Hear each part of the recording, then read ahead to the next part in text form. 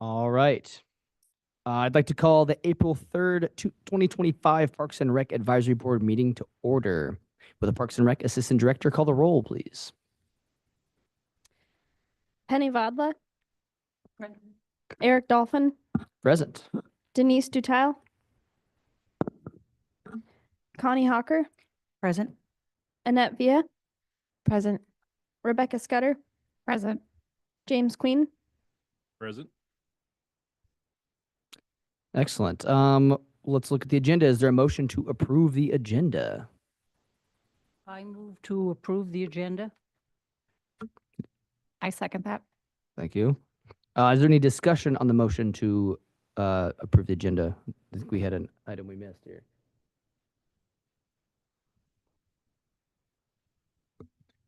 I move to amend the agenda to add a capital improvement plan presentation from Kyle Cornelis, Public Works Director, as the fourth item on the agenda. Is there a second? Second that. Excellent. All those in favor of the amendment to the agenda, say aye. say yay. Yes. Okay. The motion to amend the agenda is carried. That'll bring us to the approval of the minutes. Is there a motion to approve the January 9th, 2025 minutes? I move to approve the January 9th, 2025 regular meeting minutes. Is there a second? I second it. Excellent. Are there any objections to the approval of the minutes? Hearing none, we will approve the minutes. That takes us to Kyle for our presentation. Okay, well, I will be very brief. I know you guys got a lot on the agenda tonight and probably a fairly long meeting. I wanted to just touch base with the board, let you guys know that the administration is beginning to work on our 5-year CIP. Wanted to briefly go over what the different methodologies and planning documents that the city does in regards to capital projects. First of all, the 5-year CIP is it's the capital improvement plan. It's a long-range planning document. It allows the city to prioritize projects, weigh in manpower constraints, funding availability, things of that nature. Annually, we also put in front of council who adopts and enacts an appropriating capital budget. The important distinction between the 5-year CIP and the capital budget is the CIP is just a planning document. It doesn't appropriate any funds. The capital budget, which typically draws from the planned project in the CIP, actually appropriates funds to accomplish those projects. It doesn't have to all come out of the 5-year CIP. Sometimes there are other projects that are smaller or that come up that are appropriated in the capital budget. And then there's one other capital planning tool that the council uses, which is legislative priorities. That's typically in the fall, and that is another wish list that is produced and provided to state and federal partners where we seek funding for particular projects.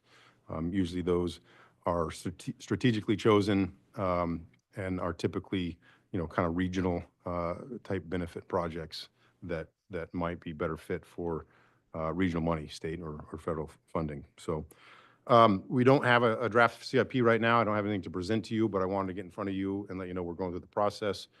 We'll be working with Joel and disseminating information probably through Joel to the board as we develop that. The process is that all the department heads submit any changes or modifications that they request. The administration takes a look at it, produces a draft CIP. Typically, we'll have a work session with council, and then ultimately the city council will choose what to adopt as far as that planning document contains. Other important note about the 5-year CIP: not all projects march forward as the year goes on. So sometimes we program a project that's a number of years out, and typically as they get further along, they're less refined and perhaps less. We're not as prepared to accomplish those projects. Some projects are on there that that require outside funding. But they're included in our 5-year CIP because it improves funding opportunities. So a lot of times grants and other funding opportunities will, our applications will be enhanced by having that project on an adopted CIP plan. So some projects, fireweed extension, for example, it would be great to extend another collector street where fireweed is unbuilt, but that's going to require a significant amount of money. When we would seek outside funding to help assist us with accomplishing that project, it's not something that it's not a high enough priority for us to appropriate city dollars to accomplish right now. So it's a good example. Kind of going rapid fire here because I know you guys got a long meeting, but that's the capital project delivery in a nutshell. There's also mid-year appropriations. So nothing stops the city council from appropriating funding to accomplish a particular project at any particular time in the calendar year. A good example of that would be in March of 2015, the city council considered an ordinance appropriating $500,000 for the design of the field house. That was a priority that cropped up that they chose to take before and appropriate that funding, and that was in 2015 in March. So, and then there was a lot of field house planning on the CIP, and the existing CIP actually has conference room expansion, design and construction, things of that nature. So I won't take up much more of your time, but I'm happy to answer any questions that anybody might have. Absolutely.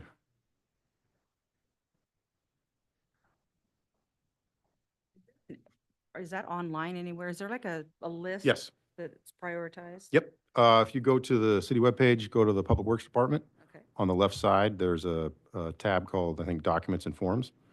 And that right on that page in the big yellow box is the current 5-year CIP. Okay. Yep. And so you'll see that on there. There's, we do have Parks and Rec type projects, a smattering of them on there. One of them is we all recognize the playground equipment at Sodom Creek Park is in need of updating. We have a number identified for that, but in working with Joel, I think that that's a good example of a project that we need to kind of reboot and, get input from probably the community and the board on exactly, what we're doing and what that's going to cost. A little more deliberate, I guess, rehash what we're going to do there. So, that's a good example of a project that might be in a year, identified in a year, but it may get bumped to another year, as many of them do. Sure. The conference room design also. So, yeah, you got another question? No. No. That Okay. answered it for Darn. me. Thank you. And Thank you very much. Did you want to go for, I had a really quick question. You mentioned the capital and the legislative priorities. Is this state legislative priorities and does it have to go through them or are they just called legislative priorities? It's common nomenclature Okay. for municipalities and organizations to adopt legislative priorities that then after the council adopts those, the Public Works Department, we enter them into the CAPSIS state legislative system, similar to other organizations, the borough and other cities. So, and then we also have been utilizing that mechanism to submit and apply for congressionally designated spending, AKA earmarks that have come back. I don't know if they'll be back again, but we were successful in getting a $1 million grant for fieldhouse flooring through that, as well as some utility, about $1 million in utility money as well. Yep. Thank you very much because I thought that's what it was. So I'd love to know a little bit more about it. I go down there, so I Yeah. wouldn't mind if I have time taking something down with me. Great. So- Yes, we have Laura produces a pretty nice little pamphlet with each one of the projects. I printed off a list of the past 10 years or so of projects that we've had that Parks and Rec have put into the CIP and gotten funded. Some of the language isn't designed for you guys. I just printed it off really quick. It's mostly just a list for me, but you can see a lot of the different types of projects that go into these documents. Yeah, a lot of times, it's also a tool that allows us to analyze how the city's applying their capital expenditures. So, we'll also look into the type of projects and the allocations. So, we can kind of look and say, wow, we haven't put capital dollars towards street improvements in several years, or maybe parks or buildings. It gives us an opportunity to kind of analyze it in that fashion as well. So, as well as integrating, the wish list and the needs, right? So I can tell you right now, we've got a roof out on our Funny River shop that is in pretty dire need. We've been seeking grant funding for that for some time. And that's a good example of one that I'll be recommending that we appropriate some design money. And hopefully, the strategy would be to have a shovel-ready project, and maybe that'll enhance our opportunities to get some grant funding. We've been unsuccessful so far. We've tried the energy angle and a few others, but yeah, that's a good example of that. One thing, is CIP construction in progress, or is it something else? Capital improvement planning. Oh, it is the Yeah, capital, okay. or programming, depending on which public works book you look at. Any other questions for Kyle? All right, seeing none. Thank you, Kyle. Appreciate it. Thank you. That should take us to our first action item here, which is action item 5.1, which is our department personnel changes. Is there a motion to approve the recommended action item as presented? I move to put the department personnel changes online, excuse me. Is there a second? I'll second that. Excellent. So we'll turn it over to Mr. Todd for a report from the director. All right. So a lot of information in your packet, and just a couple little slides for visual cues. Essentially what we're doing with the field house is we're really kind of shifting a 40-year history of focusing on maintenance, maintenance of the lawns, maintenance of the flowers, maintenance of the ice rink, and really expanding our recreation programming side. So we're proposing the addition of a new field house coordinator position.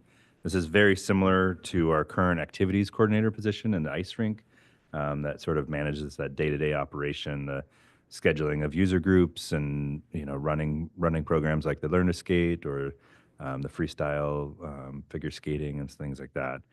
And this person will live in the field house and just kind of run the show over there as best they can. With some of the other positions, we'll kind of go through. We've retitled a couple of our positions. So the maintenance Tech 1 and Tech 2, that was formerly a laborer, but really they do a lot more than just sweeping and mopping. They run the Zamboni. They take care of the building by themselves at night. They're operating all of the equipment, the skid steers, the chainsaws. The Tech 1 position is still kind of an entry-level maintenance position, not entry-level job, but just entry-level maintenance. So they might have a few years of experience in one particular trade, whereas the Tech 2 is more of our advanced maintenance, and the salary sort of goes up with the Tech 2 position. And those individuals are kind of the jack of all trades. They might have more experience in 4 or 5 of the trades, construction, landscaping, refrigeration, HVAC, those types of things. So there's a little bit of, it just feels better if you're, the labor title is kind of mostly just sweeping and mopping, and they do way more than that. So, and we are proposing a slight increase in pay, and I'll talk about that stuff here in a second.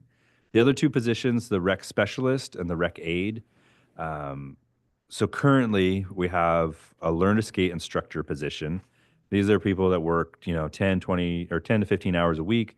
They teach, they have specialty training to teach the ice skating classes. but due to the name of their title and it limits them to just teaching Learn to Skate. They're not able, they wouldn't be able to go over to the field house and teach. And so we sort of have rebranded that level of staff. So they might have specialty skills in teaching yoga or fitness classes or ice skating. And the rec specialist will be able to work in both locations. They'll be able to work in the ice rink, the field house, or in the parks. So it gives us just a little bit more flexibility in our offerings, and able to use staffing if they're qualified and able to do different things. Just gives them a few different more options. It's still a part-time job. We don't expect it to be probably a 10 to 15 hour a week job. It's not a full-time gig. And then the rec aid, we've always had an entry level position. This is real entry level. This is, I've never had a job before, and I'm just trying to get some experience. These positions are really going to be key in the field house. This is going to be the staff that's at the front desk, checking people in, selling memberships and, handing out basketballs, answering the phone. So a lot of customer service, and then some behind the scenes support, with marketing and just helping run that facility. And again, we used to have a skate guard and an office worker. They were sort of limited in location and duty. And so we're just kind of, we're changing the scope of that position so they're more flexible. Similar skill set still, but just gives us more options. So those are kind of the different names. You probably have seen a lot of the former names, and so we're just trying to shift into a different direction.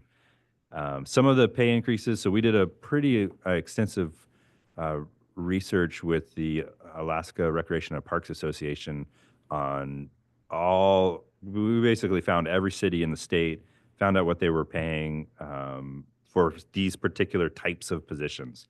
For the entry level position, that like teaching level position, the maintenance positions, kind of did a pretty elaborate study on that to figure out where everybody lands. And we were a little lower in a couple areas than I'd hoped to be. And so that's why we're proposing a small increase in especially some of the lower leveled positions to be more competitive. We never really need to be at the top. We're not the fanciest program in the world, but we definitely want to be competitive, and we want to make sure that we're paying a fair wage for what we're asking these staff to do. So those are kind of the title changes and the pay range changes. And then the scary part is that we are proposing an increase in FTE of 4.77 for the field house. Some of these positions are regular year-round benefited positions, so they're pretty expensive. That'd be the coordinator and the tech 2 that we're hoping for, and then the extra part of the admin assistant. And then the others are part-time seasonal positions. So a little bit cheaper, but just as valuable. And then you can see on the next page, we have a kind of a new org chart that we're working with. This is kind of just separates, it doesn't separate it because we're still a small team, but there's with the operation side of things, the maintenance side of things, Trevor Baldwin's our ops supervisor, and he's really kind of taken point on that side of the operation. Michaelan, the assistant director, will kind of focus more on the programming side. So that's taking care of the activities coordinator and the field house coordinator, and then all the rec positions with them, and just kind of separating those focuses. Obviously, we all work as a team. It's not a silo. Some larger organizations, like these two parts of the organization, don't talk to each other. They live in separate buildings. They don't ever work together. That's not our case, but just as spreading the supervision around a little bit it will help us a little bit more. That kind of is the gist of the personnel changes. So I'm happy to answer any questions. Yeah, the subject is now open for discussion by us, the Parks and Rec Board. Are there any board member comments or questions? Mm-hmm. Mm-hmm. Mm-hmm. In adding some of those, you really have put them in categories, and so Michaela will be over them as the assistant director, and then will you have a field house and a field house and an ice arena coordinator and a campground? Are those, I see some of them up there. Yeah, so oh, sorry, I should have waited till No, you're that's stopped. fine. My bad, my bad. I'll end there. We, right after we finished the packet and mailed it out to you guys, we rearranged this a little bit for a variety of reasons. So the activities coordinator is both. It's the ice arena and the campground. Years ago, they were two part-time positions. It kind of slowly morphed into one, and that's what that activities coordinator is. And we just tried to like kind of show how the rec specialist position was, you know, a little bit more responsible. They're going to do a little bit more, get paid a little bit more, whereas the rec aides are a little bit lower. And then the campground staff will stay pretty much the same for now. Mm-hmm.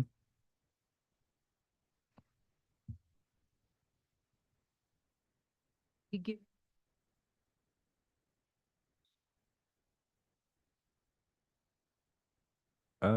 This won't be in your packet, but yeah, I can email this out if people want it. And this is, you know, we don't have like, I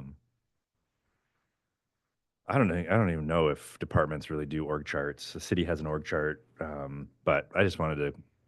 I'm a visual person, so I kind of wanted to reshuffle this. And back in the day, it was just like director and then everybody else, and we're really trying to like spread the love and just kind of we're too big for one person to try to do everything. I really like and appreciate your platform there, because it does give you a visual, and it gives you I got a greater understanding out of this. And, you know, after reading this, I like it very much. Thank you. You did a great job.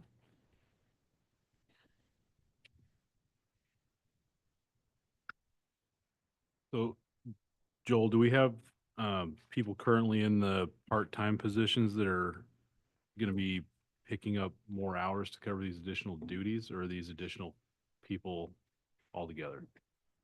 Yeah, good question.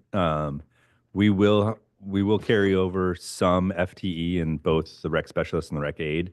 That's the current Learn to Skate crew and the ice rink crew. So in the big picture of the budget, but then a lot of this will be new people. We do think some of our Learn to Skate instructors. We've got 6 instructors right now, 7 maybe. And it's possible that some of them will pick up more hours on the other side. But we imagine that we'll be hiring a variety of humans, especially with it being 10 to 12, 15-hour a week jobs. Like we'll have, you know, a dozen of each position probably, just kind of helping out, especially with the rec aid. We really think that's going to be like, you know, a junior, senior in high school, college kid, you know, working till 10 p.m., answering the phones, maybe doing a little bit of homework on the side, that kind of job. You know, that's kind of the staff that we're probably going to be looking for. Okay, yeah, thanks. On top of that, the skilled maintenance positions, are we looking for like certifications for these, like journeymen of any kind, or do we have a specific skill set you're targeting? Yeah, we don't have specific levels of journeyman level trades. It's Parks and Rec is kind of a different world where you really have to be a jack of all trades and like master of none, but just because we're everywhere doing all sorts of things. But if we were to find somebody, we a couple years ago we were able to hire a journeyman, or he might have been even more skilled than that in an electrical world. That was great to have that sort of upper level skill. He didn't last long, obviously, because you can make more money, you know, working different construction jobs than Parks and Rec sometimes, and so he ended up moving on. So it is a little bit hard, but refrigeration obviously is huge for us. Any sort of construction background is huge because we're always trying to fix things. We currently have a structural welder on our team who helps us fix all the handrails and all the fish walk platforms that the ice in the river beat up. And And so we kind of, depends on who applies, but we do look to try to have a variety of trades, between the team. And with the field house, this new maintenance tech position that we're hoping to add, the new FTE, they won't just live in the field house. They'll be part of the bigger team. Everybody's going to drift in and out of the field house. We anticipate hopefully not a ton of maintenance concerns over there the first few years, but it is a very big building with very big pieces and parts. And so we'll be in there quite a bit, just kind of making sure that we take care of it. Okay, thank you. I have a brief question. It's somewhat related. Are you guys planning to move like any of your offices and stuff? Or are you guys mostly gonna stay at the sports center? Yeah, I really wanted to move, but Michaelin loves living underneath the bleachers in the brick cave. There is one office over there for the fieldhouse coordinator and the rec positions that will be focused over there, but it's pretty small. It's enough for one person, and it has windows. Is there any further discussion or questions? All right, let's call for the vote on action item 5.1, the department personnel changes. Eric Dolphin, Yes. Annette Villa, Yes. Denise Dutal, Yes. Becky Scudder, Yes. Connie Hawker, Yes. Jamie Queen, Yes. Penny Vadla, Yes. Excellent. Looks like it passes, yeah. Cool. That brings us to our next action item, which is 5.2, our fieldhouse booking policy. Is there a motion to approve the recommended action item as presented? I move that the Parks and Rec Advisory Board recommend the Assembly adopt fieldhouse booking policy. Is there a second? I'll second that. Perfect.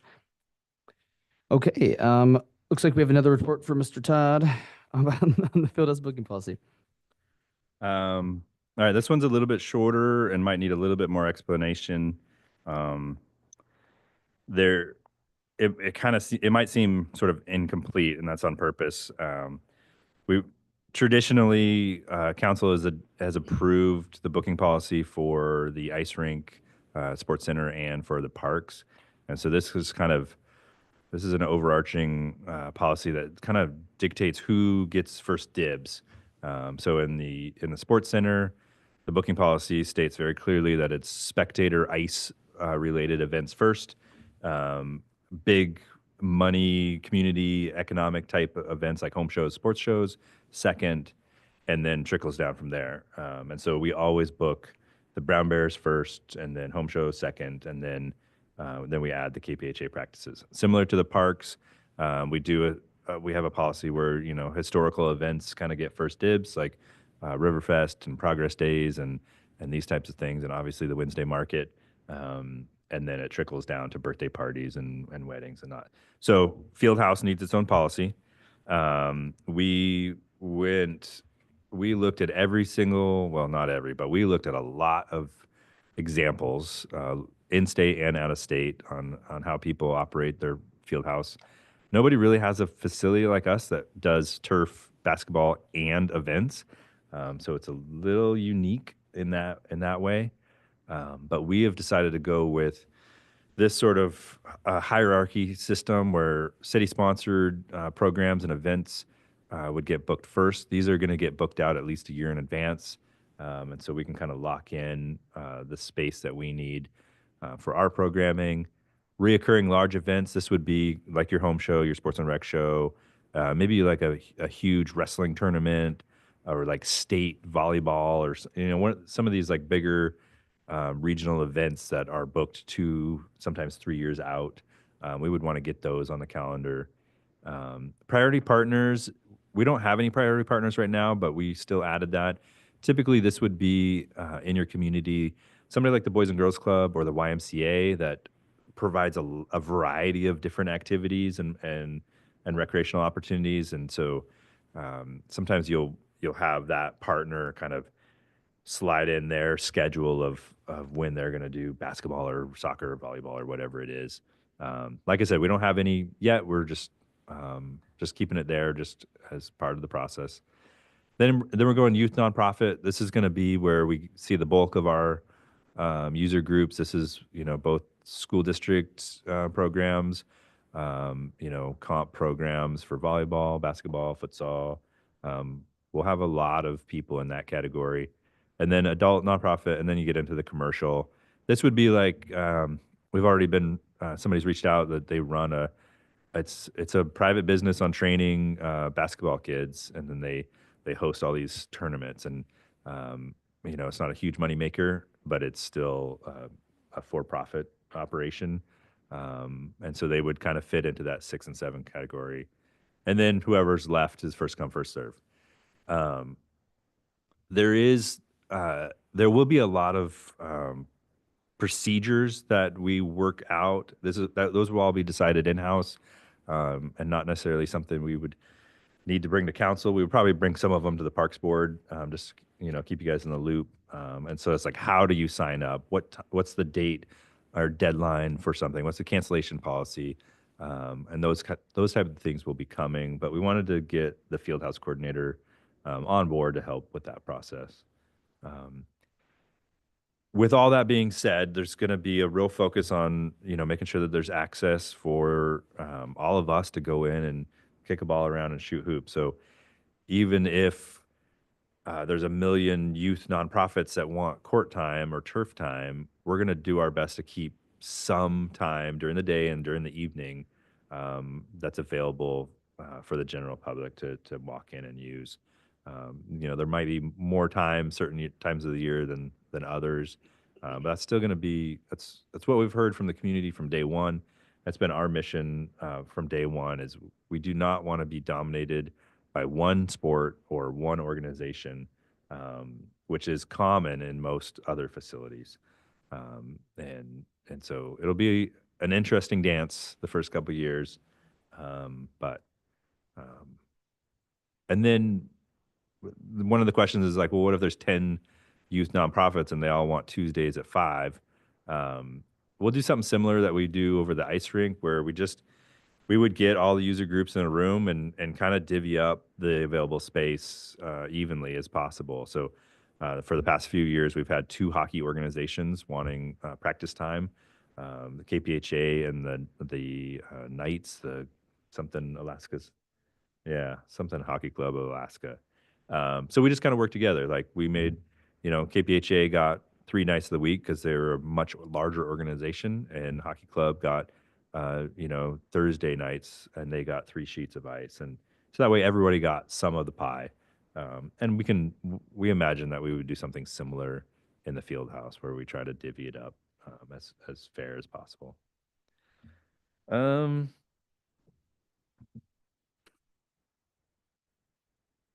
guess that's kind of the bullet points. Any thoughts or questions, I guess? I have a question. Related to your city-sponsored events, obviously, you said you want to hire a field house coordinator before kind of get too deep into the weeds in that. Are there any specific things that you're going to target, like right off the bat as far as programming, like a city league basketball type? Are there any ones that are like going to be your first kind of push? Yes. We've been approached by pretty much everybody. I think everybody's trying to figure out, like, how do they fundraise to pay for court and turf time. So there'll be some limitations there. Some people have established, space. Perfect example is Boys and Girls Club. Like they've got like their new gym. They've got access to a couple other gyms that historically have been used. Some of their programming might come over, but probably not all of it. And so we're going to be kind of open to different versions. But what could happen is maybe during the basketball season, teams rent a court over at the field house separate from Boys and Girls Club just to practice for their team. They could all pitch in together and, buy a court for a couple hours and have a practice, even if they're playing in the Boys and Girls Club league, somewhere else, right? Comp volleyball has approached us. A lot of the comp for travel basketball. This is like it's not high school basketball. This is like I'm going to the NBA and I'm going to start training when I'm two type programs. And the rugby program, they have both a men and a women's team, and they really would love to start doing a youth program. So that's an area, especially during the turf season. Obviously, the high school softball, baseball, and soccer programs, both Solana and Kenai, we'll probably use some of it. Comp soccer with their programs. Yeah. We don't want to make any promises too soon, but we also hope to have a robust recreation calendar of our own. So that would include, like you mentioned, our own city-run sports leagues that we hope to have, and whether that's us hiring or finding volunteer coaches, or if it's us partnering with a soccer club to bring us their coaches and we run the program, we take the administrative aspect of it, the marketing. Those are a couple of things that would also fall in that category, as well as I want to, bring a pickleball tournament back here someday. And we just want to make sure that we leave room for ourselves in our own booking policy to, provide those community run programs that we haven't really had before. Yeah, that's excellent. That's most what I was thinking is the city sponsored stuff. Because I know there's a need for that in the community. Kind of with, the Kenai Rec changing hands and how things have kind of changed over there. Cool. Anybody else have questions or comments from the board? Yeah. It might be just because I'm the new guy and I haven't seen it yet, but do you have like a rough schedule of when you are going to cycle the flooring and the activities? Because I know, you can't have 220 feet of turf on a Monday and then have 3 basketball courts Tuesday morning, every other week. Yes, we have a general game plan that we're going to start with. That's the one slide that we didn't bring in because we have talked about it a little bit over the time. Our plan right now is to go turf probably January to April. So no pickleball, no basketball, no anything, no courts. And that will take care of the flag football league that we'll be running, rugby, soccer, baseball, softball, and then just like ultimate frisbee, all the other weird grassy type sports that you want to play. And then April to May, we'll go to concrete for the home show, sports show, safari club. These are the big banquet type events. So it'll be pretty limited, even for recreational opportunities. Summertime, we imagine we'll probably do 2 to 3 courts. We can do 2 courts and 1 turf. It's a small turf, think of about like a basketball size space, but it still would be great for little kids to run around and have kind of that freedom. And that would be really focusing on pickleball, really, because so many people travel to this area and everybody brings their pickleball paddles now. And then in the fall, we would either do 3 courts or a combination, depending on what the need is. And that's where you're looking at probably a futsal program. Boys and Girls Club basketball is right in there. And so what this does is if your sport is a court sport and you play January, February, March, for now, there's probably not going to be space for you at the field house. But there is 0 turf facilities on the Kenai Peninsula, and we really want to provide an opportunity for the turf sports to, gain some traction. And there's probably some things that we don't even know exist that have just never had the space. And so when you compare, 20-some basketball courts in the area to 1 turf facility, we want to give it our best chance, and we feel like that January to April is that window. Now in year 2 or 3, all bets are off. Like, who knows what's going to happen, right? Like, we could learn a lot in the next 6 months. But based off the community recreation schedule, here's a cool little green is turf, reddish is concrete, blue is 3 courts, and then the yellow is kind of a combo. And then the stars are the big events. This is your home shows. This is your Boys and Girls Club auction. This is your um, Kena River Classic. Um, and so there could be times where we just real quick cover the courts with a tarp and do an event on a random Saturday. But if we know about it, then we can work our program around it. And maybe that's just a bye weekend for whatever sport is happening. Yeah, that looks great. I really appreciate that. Yeah. It makes a lot of sense to kind of stay a couple months ahead of the upcoming high school Yep. seasons. Yep. That's a great plan. Thank you, Joel. And there is going to be some people that don't get a benefit. Adult basketball plays January, February. Comp volleyball plays, January, February, March. So unfortunately, there's going to be some people that, they have access a lot of the other time of the year, just not the couple months that they really were hoping for. But with a big facility that's trying to do everything, we can't do everything, I guess is the point. Is the basketball floor and the volleyball floor the same Correct. floor? So Yep. it's double line overlaid? Yep. Lines are basketball, volleyball, pickleball, 9 pickleballs, and futsal. Will be the 4 sports that we paint into the hardwood floor. Oh, I wanted to go into 2 other areas and follow up on his. What about children's activities? I mean, kids from the age of like 2 to 5. I don't see a whole lot of that in there. So, or maybe I'm, I mean, they're not really, they are youth, but they're young youth. So, Yeah, that kind of stuff is we imagine will be our programming, and so that gets first dibs, especially if it's for 2-year-olds. That I'm That- so that's telling how on old you. my kid is. Yeah. Yeah. So we'll do a lot of that, especially during the day. We'll do a lot of family programming and kid programming, so people can come in and let their kids run around and be wild and crazy. That's like that's a standard.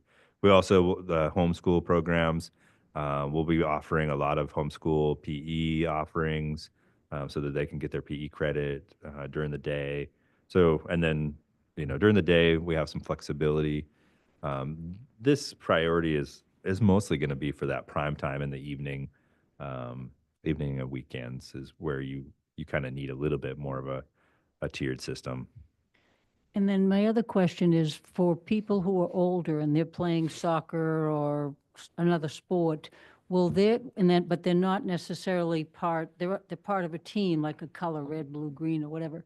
And will we have some of that as well? So it's sort of not just my team going, but a lot of people who get together and hang out. So you'll have that. Yeah, the drop-in sports will be a big part of it.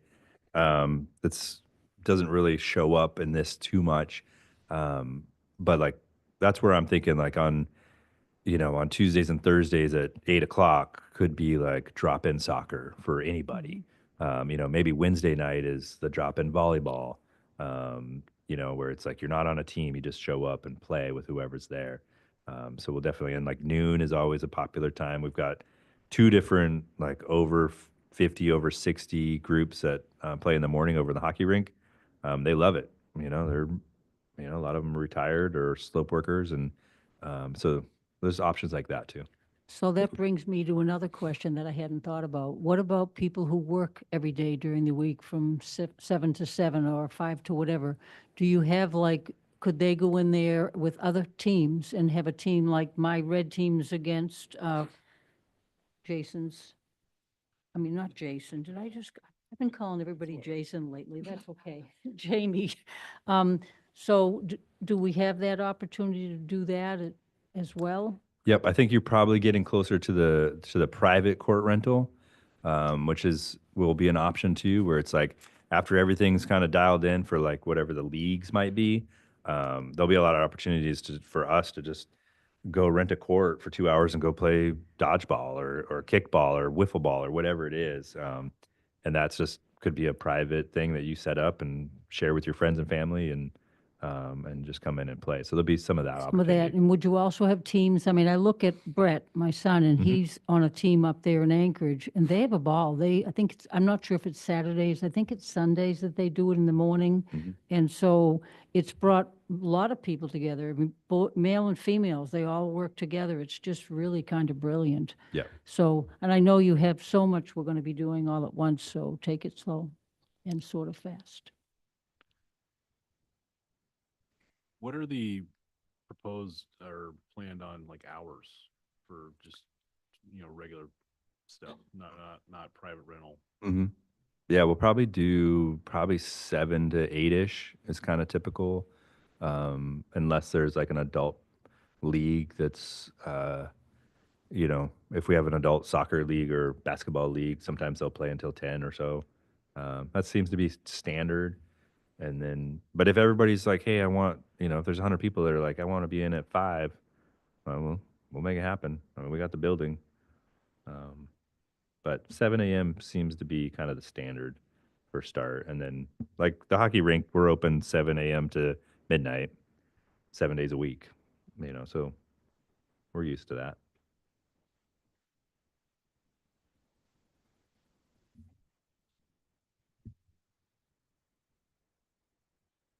Mm-hmm.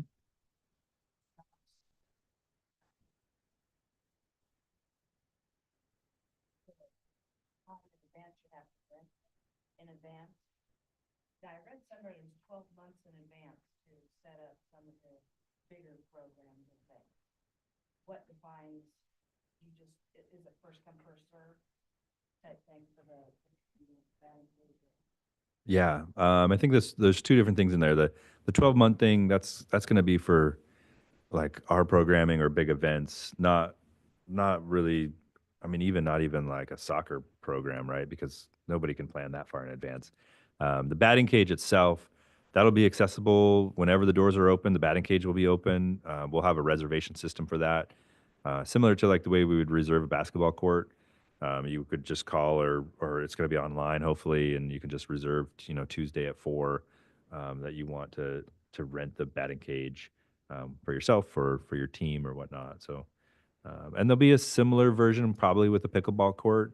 I haven't really worked out the details, but we can see a version where there's some pickleball court time that's just open. We can all go in and play. But if we're really good and we don't want to play with everybody, we could rent a private court and just me and my friends could play because we don't want to share, which is totally fine, right? Because that's a very real thing. Yep.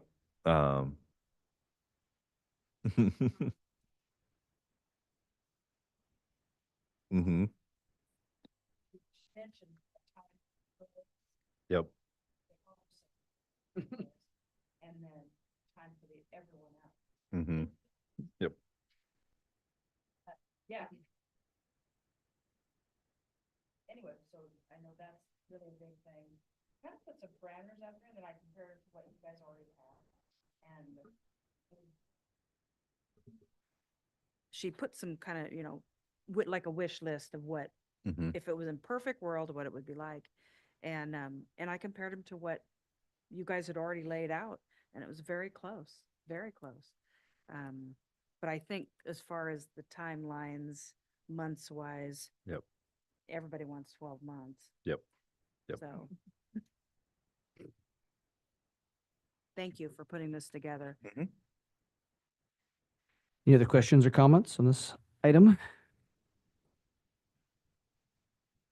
All right, if there's no further discussion, we'll call for the vote to approve action item 5.2. Dolphin, Yes. Via, Yes. Dutal, Yes. Scudder, Yes. Hawker, Yes. Queen, Yes. Badla. Yes. Excellent. All right, that should take us to our last action item, which is 5.3, the department personnel changes. Or did I skip one? Oh, yeah, I'm in the right spot. Is there a motion to approve the recommended action item as presented? Oh, we should be on the field. Yep, I said the wrong one. This is incorrect on here. That's right. We are actually going to do 5.3, which is the fee structure. So, is there an action, or is there a motion to approve the Parks and Rec Fieldhouse proposed fee schedule? Excuse me.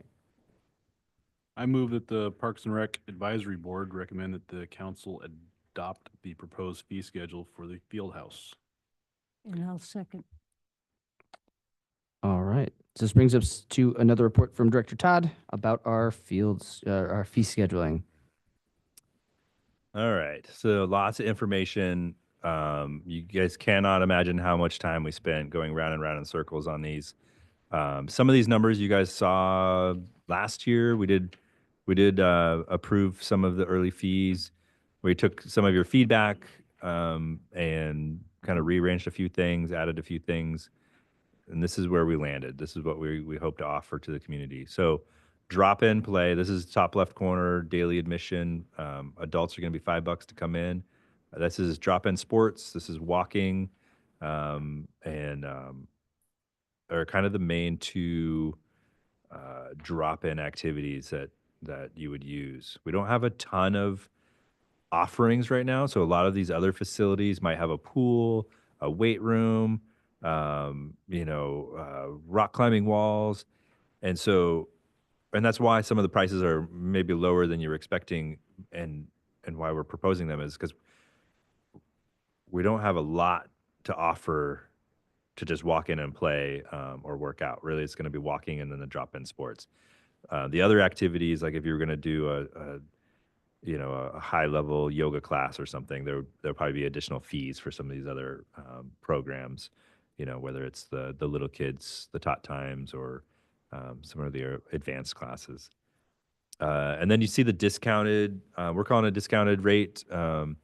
This applies for all youth, 4 to 18, seniors 65 and up, and then active military and veterans. So this is the discounted rate would be $3 to walk in. Then you get down to the punch card. This is somebody that wants to come periodically over the year. It's a 12-month window that you can use your punch card.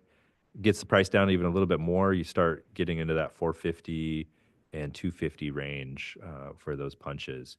And so this is an opportunity to kind of test the waters out without making a huge commitment.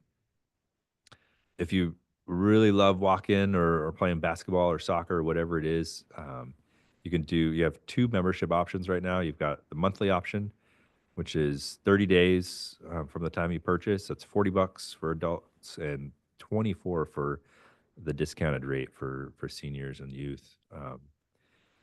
This is, once you get past 8 visits, it really gets cheap. It gets, down to that, $3, $2 a visit, which is pretty cool. So this is going to be for the user that really wants to walk every day. And then the 3-month pass is kind of the biggest membership that we have, or that we're proposing. This expires 90 days from purchase. It's $100 for the adult and $60 for the discounted rate. We have an annual pass sort of on the back burner. We were nervous about offering it right at the beginning because we really don't know how much we're going to be able to offer, what the schedule could look like, especially if you just play pickleball and then I cover your pickleball court for 4 months. Like you might not be that excited about it. Maybe you're a snowbird and you're only here for 3 months. So we kind of held off on the annual pass for now until we see if there's a need for that. And we can always bring it back at any time. Kids 0 to 3 are free with a paid adult, and then those are kind of the main fees. Let's see if I forgot anything. Like I said, we're trying to keep this very affordable. We're trying to balance access with some cost recovery. We did another pretty elaborate study with all the different fees from all the different other facilities in the state, plus similar facilities down in the or places in Alaska and down in the lower 48. And we're right in there. Most people are doing the $5 and $3, and the different memberships. Once you get into the rentals, so this is going to be like your batting cage, like we talked about earlier, your turf rental, your court rental. These are also pretty similar, just slightly below maybe what you would pay in Eagle River or the Valley or Juneau. Um, and some of that is we want to we don't have the established like soccer programs or basketball programs that already have a funding mechanism built in to pay for all of their turf rentals. And so it could be a thing, where a team or a program only plays, twice a week because they can only fundraise a few grand for a season. And then we're hoping to make it so that they will sort of grow, and then maybe at year 3 or 4 or 5, we can look at adjusting these fees if we feel like there's a need. The going rate for a turf size or a turf field our size is about 125, and we're proposing 100, so we're right in there. The basketball courts, right in there, 50-60 bucks is a pretty normal rate for a court. We have a slight discount if you rent all 3. That's if you're running like a tournament or a camp or something like that. And then the batting cage is pretty similar. And rental fee is pretty similar to the sports center, which we've had a lot of conversation with the event community. There are some for-profit events that this is way too cheap for, but there's a lot of local nonprofits that are also trying to use this facility to like fundraise for their operations for the year. And by the time you have a 2-day, 3-day event, plus pipe and drape, plus power, plus all this other stuff, that bill creeps up pretty fast. And we want to try to not price out our local nonprofits. And we've been 2,500 over at the ice rink for, I don't know, probably 20 years. And it does all right. Like it's a good rate. A little bit lower than the Valley, but kind of a different community too.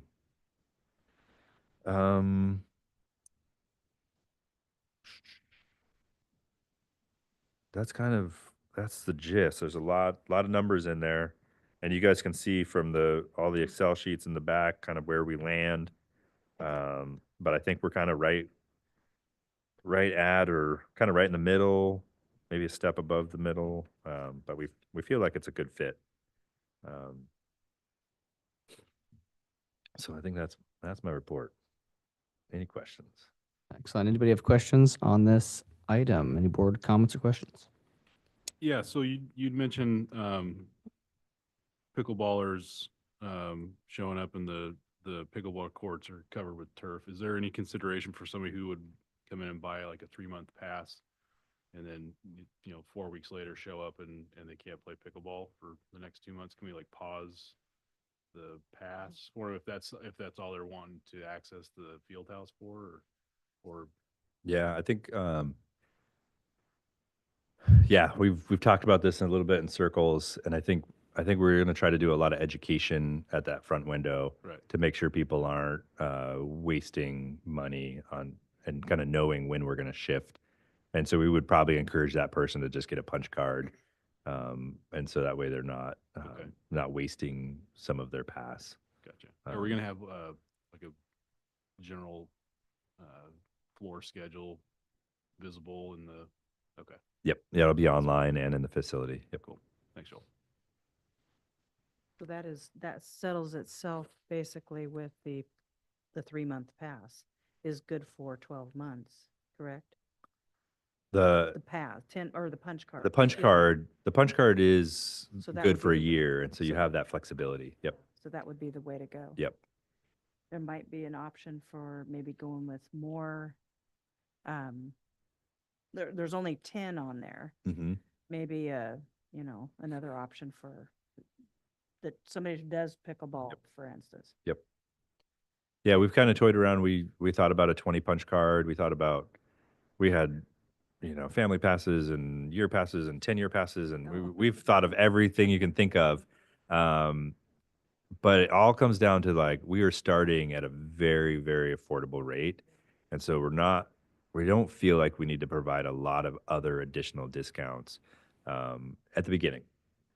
Year 2, 3, 4, 5, who knows? We could change this by October.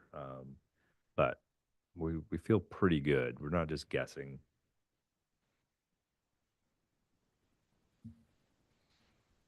Yeah, thank you very much. I really like that this is simple. And I think that I would only want to go with the 3-month pass because I could use it for 2 days and then decide I don't want to go and have it stretch all year long. And you would not really have the ability to monitor that. It would take a lot of work. So I think that's a difficult one.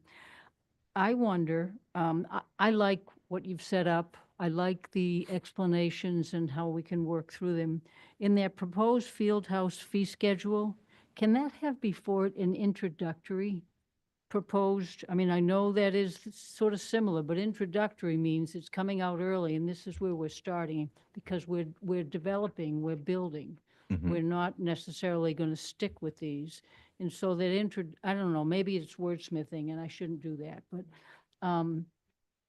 so I really like that there's variety. I really like the idea that children will be included. And I have pickleball friends, and I haven't done it because of whatever I've done to my body, but I'd rather downhill ski. So that pickleball is big, but it isn't for everybody. So we have to consider everybody. To me, that's so important. So, but I do like the fact that you're going to educate them at the front window too. I'll bring my stick. On that same line, I was wondering if, as popular as the Saturday markets in the park, to have a booth that would introduce just for this year, where you could, where they could go ahead and buy passes at that point. They could get a quick and, kind of introduction to it. Because usually people coming up to have, or, to look at something like that, they have in mind what they would use it for Mhm. and how these would, have it on a big board so people can read it. And because there's going to be a lot of folks interested and a lot of folks that go to those markets Mhm. that might not go online. Yep. Yeah, what I think I heard is that you volunteered yourself to sit at a booth all summer. Is that what I'm I hearing? second that. Yeah, yeah. I think she can cook hot dogs and talk field house. I think we haven't talked a ton about that sort of outreach, but um, this a lot of this information is in front of you tonight, and next week is a council work session, and then council will also be voting or looking at some of the resolutions on some of the same topics, and so after that information is approved by council, then we'll kind of shift gears into getting that information out into the community and sharing it loud and clear and get people excited. But, mm-hmm. Mm-hmm. I think this looks great. I think I've am part of a lot of user groups, and I'm also, friendly with lots of other user groups. And I've kind of been, as people have asked me what I think it's going to cost, that 125 number is kind of what I've kind of been putting out there. And from everybody I've talked to, they thought that was pretty cheap and affordable. So looking to that $100 for the turf, and was it 120 for all 3 courts, is super affordable. And I hope that both us as a board and just as a community, we can kind of help the community understand that it doesn't have to be this cheap, but it's intentionally being made this cheap so that it is used. So that is a thing for the community. Because realistically, like when you look at these comparisons, not just to other places around the state and around the country, we could easily have prices that are double this, and it would still be booked every day of every month. So I hope the community is aware that not only the work that went in to create this project in the first place, but the commitment that Salina Parks and Rec has had to make it an available resource to the community as much as possible. That's the thing that I'm most excited about. I can tell you right now, one group I'm with is the Kenai Peninsula Soccer Club, and we've already been talking about mechanisms to fundraise to buy space. Now the school district is charging for their use of their facilities as well. So even to go rent like Redoubt's gym isn't quite $100 a time, but I think it's like 50. So a lot of the programs right now are getting used to kind of the system, and I think that the prices are gonna be somewhat almost sticker shock in the opposite direction for a lot of people. We're like, oh, we didn't think we could afford to rent a whole turf facility or 3 basketball courts to run our program. So I'm really excited that this is going to be a huge community thing. The pricing is gonna make it as available as possible. So I appreciate that.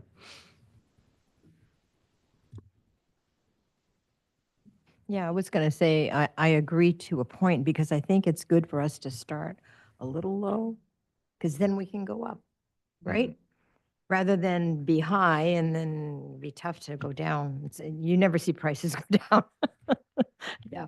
So I think this will be good, especially I have a few friends that are very interested in the walking, especially this year because there was so much ice out there. But yeah, so I think it's good that we're starting at these prices. I think that it's very affordable. And I agree with you, Denise. I think it is good to start low. I think we should say, we should be real clear that this is just the beginning and we're developing. So as we complete all the things that we're working on, these, because of the economy, I mean, there's a way, you're a good wordsmith, so most of the time. But I think it's really important that we do that so people do come and see what we have and then let them know at some point there might be the prices will rise. They are every place, so I don't think we should go big and say, if you want to rent that, you need to pay $250, for that month. It's like, whoa. I think intermittently, do it. And one thing to talk about when you guys kind of said a lot of the same things, and typically in a facility like this, when you open the doors, you're operating at about a 60, 65% capacity or level for the first couple of years. And that's just the way it happens until you kind of get things shuffled out. And so that is another kind of reason why we went a step down in the pricing, is because we know that it's gonna take a little bit of time for the community to figure out how they want to use this facility and take advantage of it. I was wondering, I was using the word, I totally lost my thought. Like an introductory rates, and I literally put that on, everything introductory to, like, she was saying.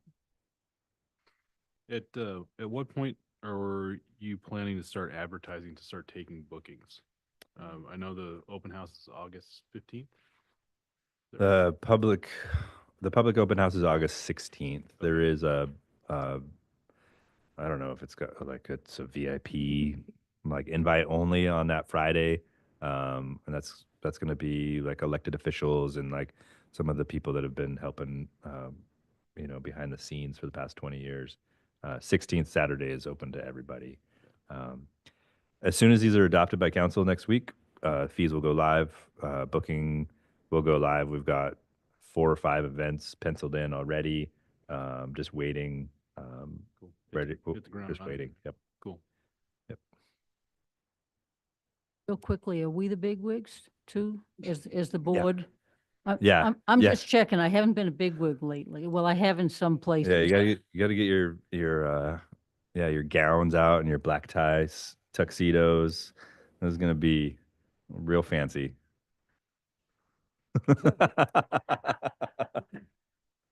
Yeah. I just have one more kind of clarifying question I just thought Yep. about. So say I am a user group and I want to rent the turf. I can rent it for an hour. I just have the turf rented, but theoretically people are going to want to stand on the track to look down and spectate what's happening on the turf. Mhm. Is there a plan to kind of mitigate that? I mean, because what I foresee is like, oh, I buy a punch card because I know my kid is playing in this soccer league that's happening in the turf. They've rented it. I buy my punch card. I don't actually walk. I stand against the fence or the barricade and look down at my kid. Like, is that something that we have some consideration? Would that be like a no-go because then you're blocking the track? I mean, obviously, if you're a parent, it'd be fine to circle and walk as well. But I don't know, just a thought as I thought about fees, and we talked about before. It's not necessarily intended to be a spectator event facility. However, all of the events that I can think that are going to happen in here are going to have some spectators that are going to want to be there to watch. So I'm just curious about that. Yeah.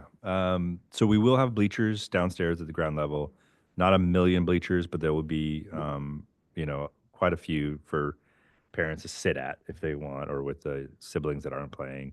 And then we do anticipate some people will go upstairs. We've talked about this in circles. I think the general plan that we're going to go forward with is we're just going to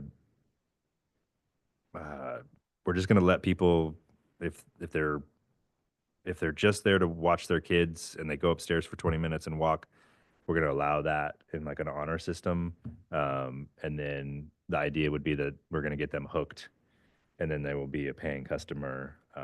If it becomes a problem, then we will address it at that time. But rather than create a problem that might not exist yet. But yeah, we've talked in circles on that one. Yep. If I can add to that, the way that the format kind of works is if you rent a court for $50, your team gets to get in. We're not charging each individual child to go play basketball on that court. So your entry fee is paid for by the court rental. Well, $50 is approximately, what does that add up to? 11, 12, 13 kids on the court in entry fees if we were to charge entry fees. So we kind of assume that the parent is paying the organization and the organization is paying the city to rent the court. So they've sort of already paid to enter and to be there. And then we've seen a really good model in other communities where they put out the communication to their community members that we'll do it on the honor system. If you're playing in the facility, so if you're walking or if you're, shooting hoops on a different court while your kid is playing basketball on another court, then we'll charge you for it. But if you're just there to watch and you maybe wander and try to reach your step goal for the night, we're not going to kick you out until you abuse it. Cool. Like I said, I saw a little graphic up here, and I was like, all the parents are going to want to walk around and watch the kids that are down below, which I think is a cool thing. 'Cause I know, like at the dome, it's very much not that way because the track is rented separate from the turf that's in the middle. So I know they had issues where they had to fence everything off and make it very barricaded so that they weren't having basically people get a freebie rental of the track. So just something to think about. So how wide is it upstairs? What's the depth be if you go to the second floor and you want to look down at the people downstairs? Because that's the walking is upstairs. Yeah. So how wide is that? Is that 8 feet or more? It's got to be 15. 15 feet. So in 15 feet, I've been to a lot of tournaments and a lot of these arenas, and there are generally people upstairs, not always standing right there, but for hockey tournaments, for all types of tournaments, even over in Iceland when we went for a hockey tournament. And people were walking around, and it brought a lot of people in who paid. Plus, they got to stand upstairs away from maybe all the screaming downstairs, and they could actually look down and see. Some people like to be down low to watch their kids right there, and others like to be upstairs. So if it's 15 feet and there's a walking track, I think both things are compatible as long as you don't have mean people up there. Yep. And it's probably going to be a situation where we close a lane of the track or the whole track itself at times, to alleviate some of that conflict, especially if it's a basketball tournament and you've got 40 teams from all over the state. There's just going to be a lot of extra bodies floating around, and it's not going to be that enjoyable to go in and get your laps in. So.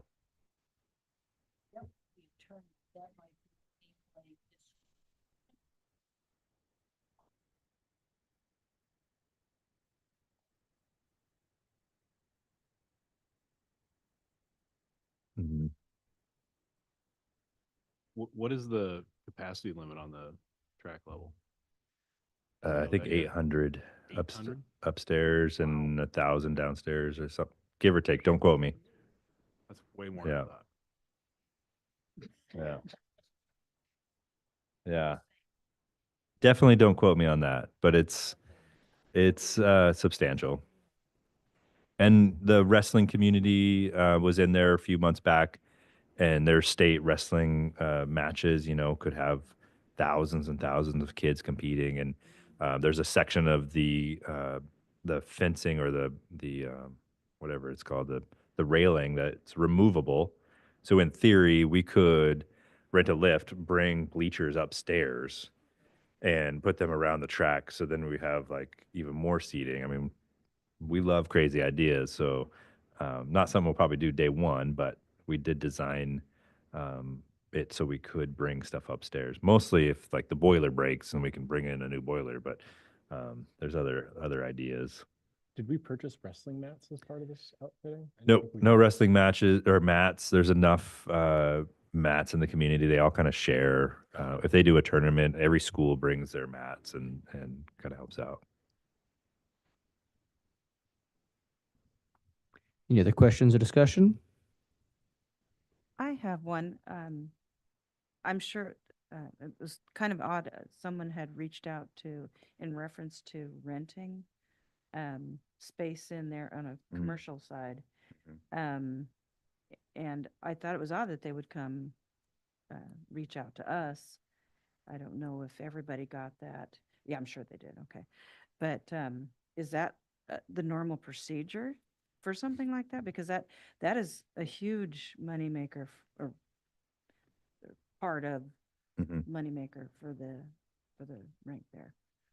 Yeah, so this is in reference to there's an individual that's starting a vending machine company, wants to put, curious on what the process to put vending machines in the field house. That's pretty common, on the other side, both the candy machines and the Coke machines. We have different relationships with both entities, but it is a private business and that's what they do. As of this time, we are not planning on putting vending machines in. The only one we would consider, at least the first year, or at least that's what we're proposing, and things can change, is maybe just a water machine. We really want to try to limit the food and sticky drinks over there for a while. But we do pre-plan and we do have the electrical needs in a particular area if we did want to add vending machines later. And typically that kind of stuff goes through an RFP, which is just like we send out to the masses, like, hey, who wants to put a vending machine here? What are you gonna give us in exchange? What's the deal? There's a process. We choose one. It gets approved by council, and then you have a 5 or 6 or 10-year agreement with somebody to do that. We've done that with Coke. We switched to Pepsi at one point in time, and then switched back to Coke. So pretty normal.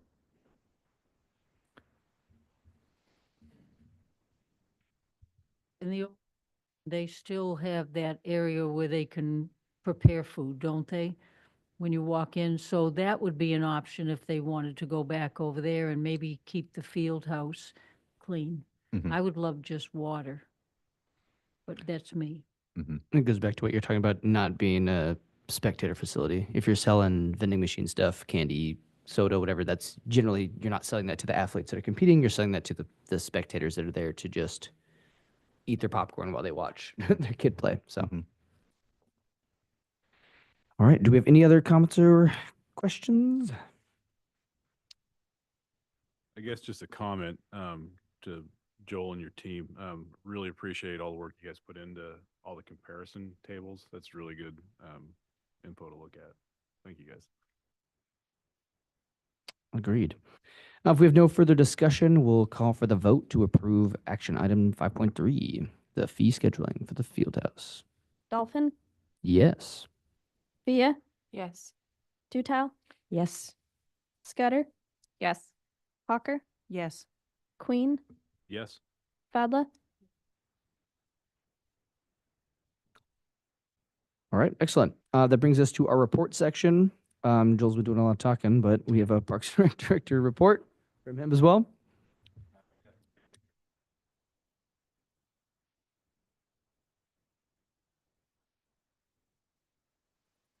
show the progress. This was about a year ago. We're sitting on a 1 year anniversary, I think last week, from when we broke ground.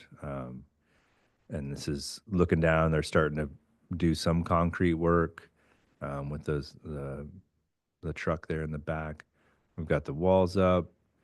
So weird to see these old photos. I know it was like just a second ago, but yeah, it's pretty fun to see the progress.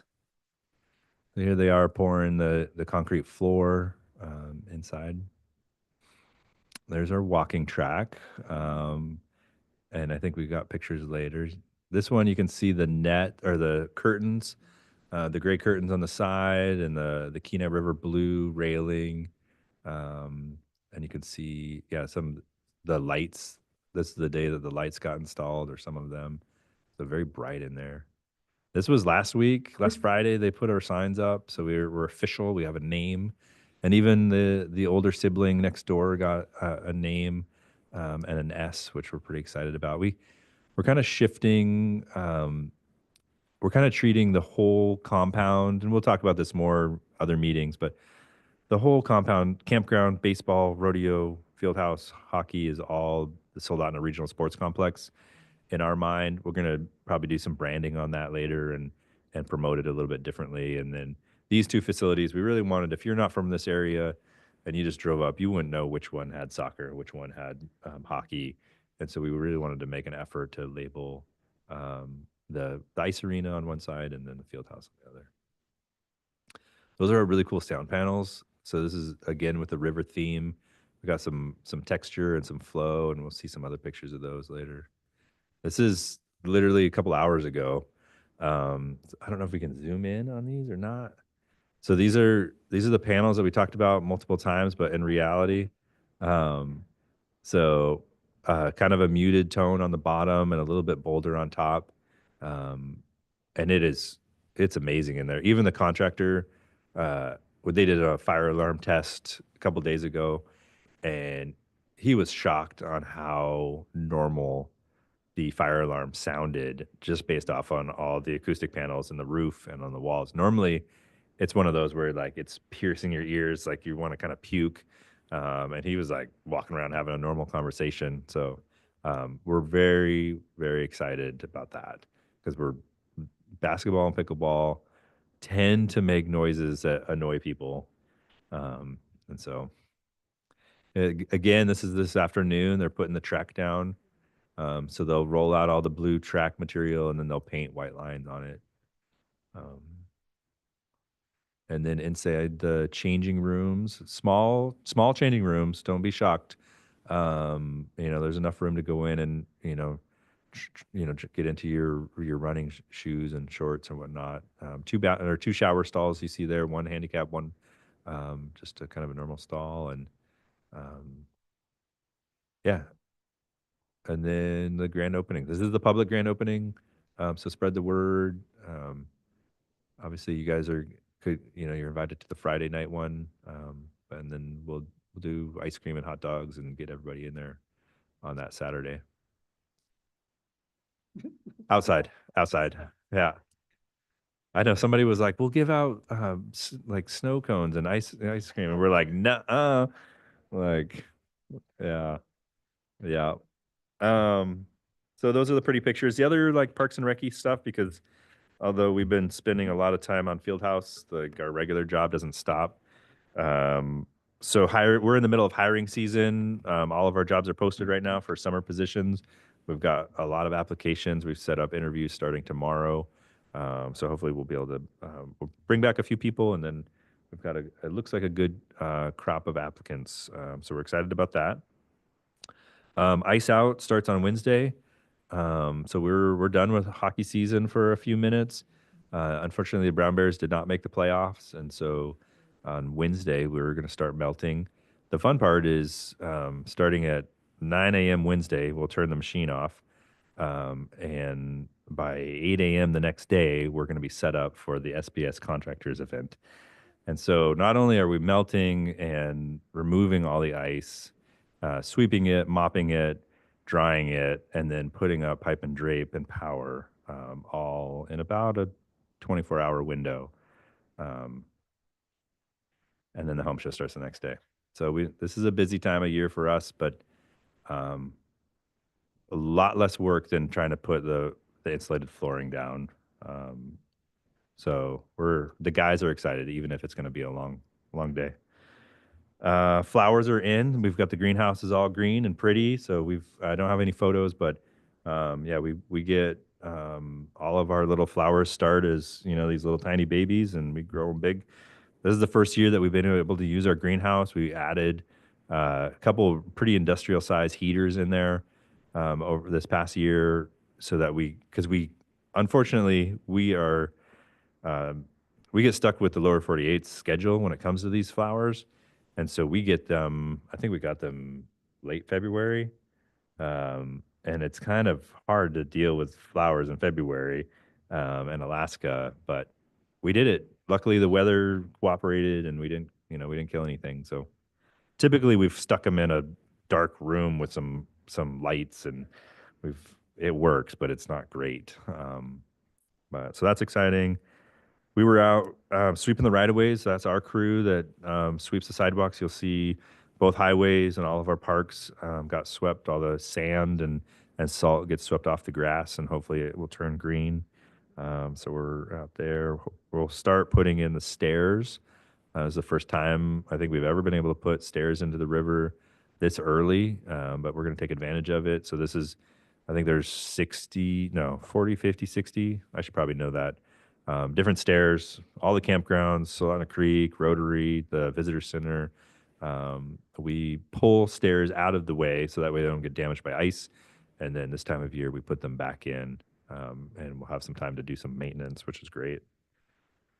It's budget season for us, for the department. So we're knee deep in budgets and planning the next 2 years for operating budgets. And like Kyle said, some of our capital projects. We got a work session with council next Wednesday at 4:30. So if you guys didn't get enough field house and you wanted to come listen in to the similar presentation on Wednesday, you're more than welcome. And then summer ice, this has been a topic for a while. We are putting ice in the last week of June so that we're ready for July. We've got 2 confirmed hockey camps.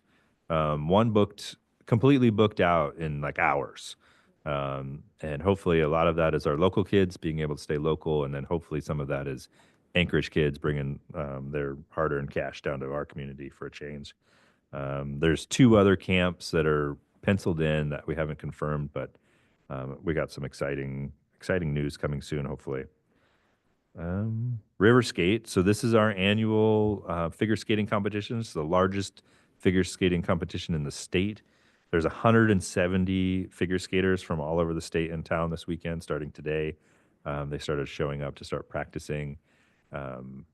It's huge. Most competitions are like 50 or 60 skaters. So this is on a level that doesn't even make sense. If you wanted to see it, I would recommend going Saturday from 6 to 9. That's the window where like all the Disney on Ice style productions happen. So all the costumes, all the music, all the dancing. So Saturday night, 6 to 9. Bring your popcorn and your soda because you're allowed to eat over on that side. But it's a pretty cool event. Obviously, if you wanted to see all the individual routines, Friday through Sunday night, pretty much any time you could stop in and see some pretty cool kids doing some pretty good stuff. It's very impressive. Last thing is Friends of the Fieldhouse. So you'll hear more about this as it comes along. There's a group that started out as supporters of the Fieldhouse that kind of helped get the charge going for the vote, get out the vote for a couple of the bond attempts. They have a Facebook page. They've morphed. They've actually turned into a 501c3. Or they're under Bridges now, and then we'll make other changes later. And they've changed their name to Friends of the Fieldhouse. Their goal focus is to just kind of fundraise in our community to make sure that any kid or any user group that isn't able to access the Fieldhouse has an opportunity. And so what this could look like is that they fundraise, say, $1 million and buy a bunch of punch cards that then they would distribute to like Little League or soccer club or volleyball program, and those programs could then give it to the kids that really would show up all the time if they had a free pass or a punch card or whatnot.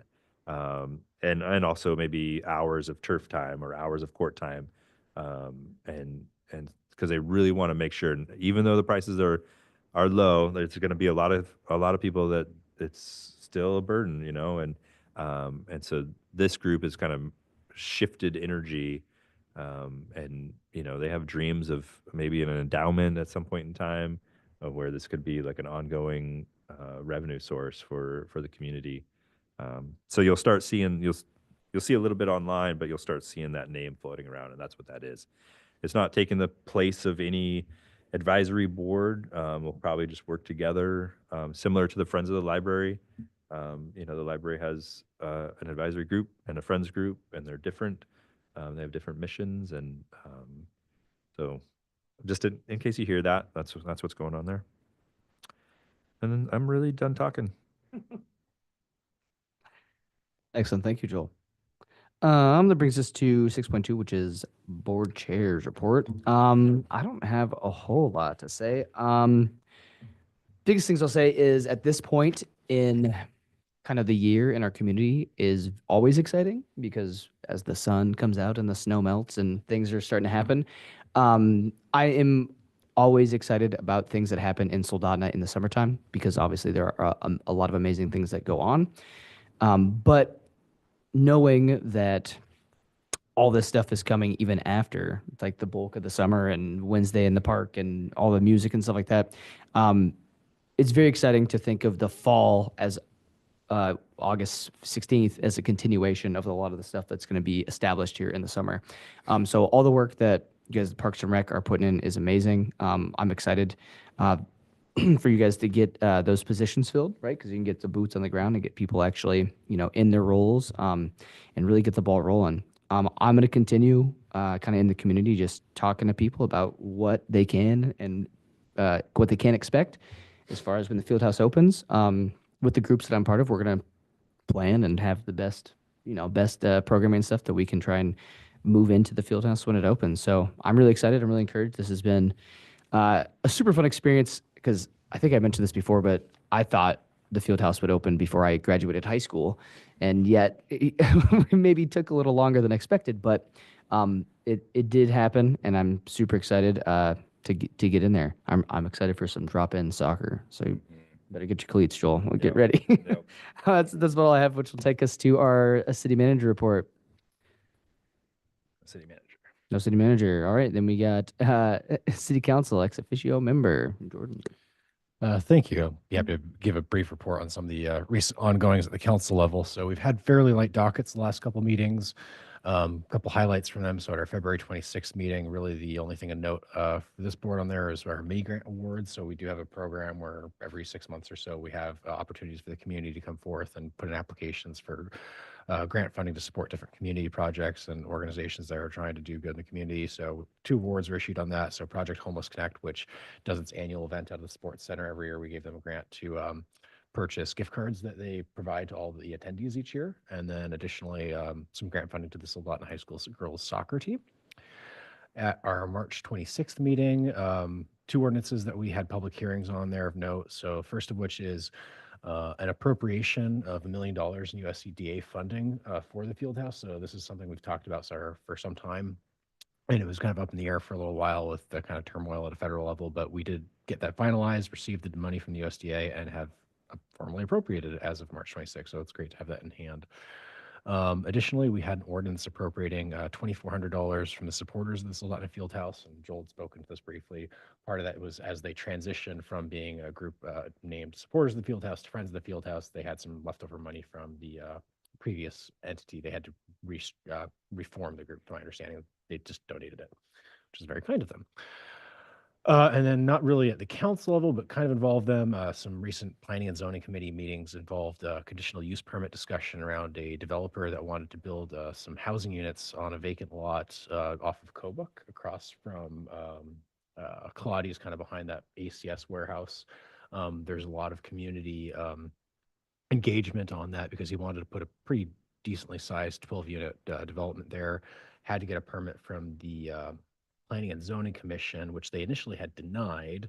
And they later had an additional special meeting to kind of discuss that and later made the decision to bring it back for reconsideration. And before they'd reconsidered, it was going to the council and it was going to be appealed and it was going to be a potentially kind of a mess. But thankfully, the Planning and Zoning Commission on their follow-up meeting made the decision to grant the conditional use permit.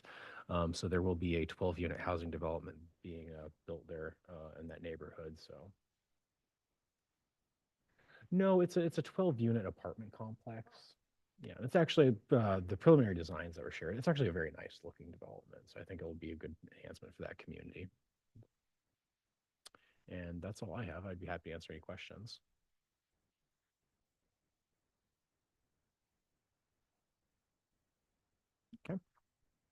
Thank you, Jordan.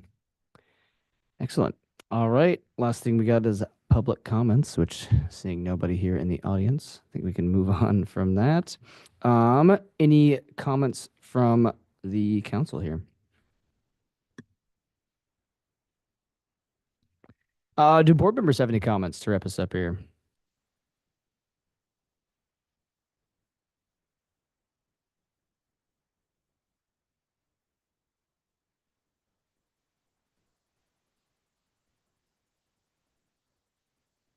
Yeah, if you guys have any comments, this would be your time for board members.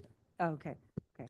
I just wanted to say, especially this winter, with all of the changes that the city did in the Three Friends Dog Park, it has made a huge impact with what they've done.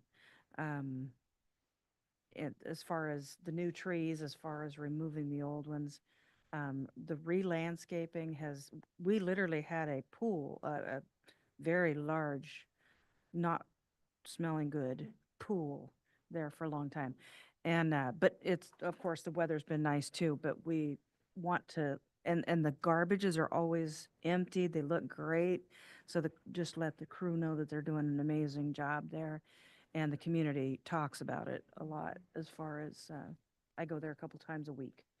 And they're always saying this is, nicest place and we're doing a good job. So I just wanted to say thank you for that.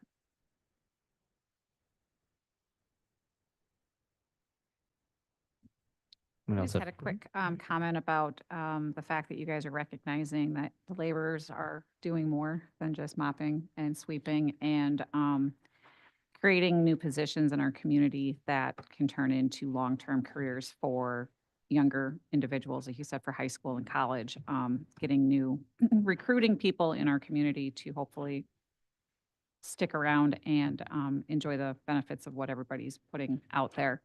And also the reclassification of pay is important too, to recognize that increasing that slightly will make our community more competitive with the job market and try to bring people in that are qualified to be doing the positions that you're looking for.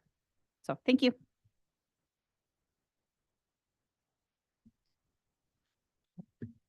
I was really excited to see the ice going in June. I know we talked about that last year here and it's really, I think that's a really positive thing. As always, I thank you, Jordan, for being here. I always enjoy hearing your reports. And yeah, I'm really excited about the field house. Makes me want to go play soccer or pickleball or something. So I'm really excited about that. And I'm excited that it's going to be affordable for everybody. I'm excited about the Friends of the Field House having that as their mission to make it affordable for people who can't afford it. Those big families are gonna benefit, I'm sure, from that. And I'm really excited. I love Soldotna and I love Parks and Rec, and it's a lot of fun. Thank you. Anybody else have comments they want to make before we adjourn? All right. Yeah, I just want to finish up with what they said. I want to say thank you to Joel for all the work you put in here and Michaelan as well. I think you really completed a lot of projects, a lot of it in a short period of time. and I can feel your excitement that you're both having, that it's sort of coming to fruition. I like the fee structure, and so that, just to repeat what both of you have said, I think that, and I really think the beautification of the area is really nice around that field house. It's not just a place where you come and throw a ball or, bet a tennis ball or do gymnastics. And I don't know if we're having gymnastics in there, but might be a good idea as well. So, I really like that you're reaching out, and I do like the friends, because I think there's friends beyond those friends too who really care. And I wonder if we, as we go forward, if there's an ability to maybe see if we can look at additional support from a variety of people or within parts of the community. It doesn't have to necessarily be like Jamie or me. It could be a group of people, or, a bank or whatever. I guess you probably wouldn't go to a bank, but, so thank you for really caring about our community and pushing this faster and further than we've ever really gone, because I remember when this was brought up, because I've been on the Parks and Rec a long time, probably too long. So I appreciate the effort and the hard work. You guys were fantastic, and you better continue to be so.